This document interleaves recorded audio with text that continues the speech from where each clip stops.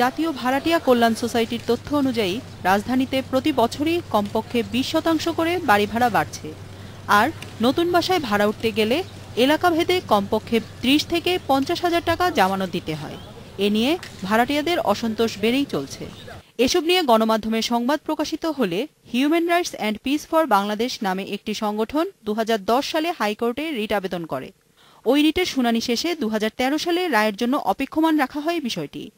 প্রায় 2 বছর পর বাড়ি ভাড়া নির্ধারণে একটি নিয়ন্ত্রক সংস্থা থাকা উচিত বলে মত দিয়ে রুল নিষ্পত্তি করা হলো। বিচারপতি বজলুর রহমান ও বিচারপতি রুহুল কুদ্দুসের বেঞ্চ রায়ে বলেন, এই নিয়ন্ত্রক সংস্থার কাজ হবে এলাকাভেদে ভাড়া নির্ধারণের বিষয়টি তদারকি করা। এছাড়া বাড়ি ভাড়া সংক্রান্ত বিরোধ নিষ্পত্তির জন্য কমিশন গঠনের নির্দেশ দেওয়া হয়েছে। আগামী 6 মাসের মধ্যে বাড়ি ভাড়া সংক্রান্ত বিরোধ নিষ্পত্তির জন্য কি পদক্ষেপ গ্রহণ করা যায় সেই ব্যাপারে রিকমেন্ডেশন দেওয়ার জন্য একটি উচ্চ ক্ষমতা সম্পন্ন কমিশন গঠন করার জন্য নির্দেশ দিয়েছেন এবং এই কমিশনে 7 জন বিশিষ্ট কমিশনটা গঠিত হবে। কমিশনের প্রধান হবেন আইনজ্ঞ এবং আইন মন্ত্রণালয়ের মাধ্যমে নিয়োজিত হবেন। রায়ে কোনো বিরোধ দেখা দিলে তাৎক্ষণিকভাবে ভাড়াটিয়া স্বার্থ সংরক্ষণ করতে থানার ভারপ্রাপ্ত কর্মকর্তাদের নির্দেশ দেওয়া হয়েছে। এছাড়া ব্যাংকিং হিসাবের মাধ্যমে বাড়ি ভাড়া আদায় করা উচিত বলে রায়ে বলা হয়েছে। জাতীয় রাজস্ব বোর্ড এ বিধান রেখে আইন করার সুপারিশ করবে বলে জানিয়েছেন চেয়ারম্যান নজিবুর রহমান।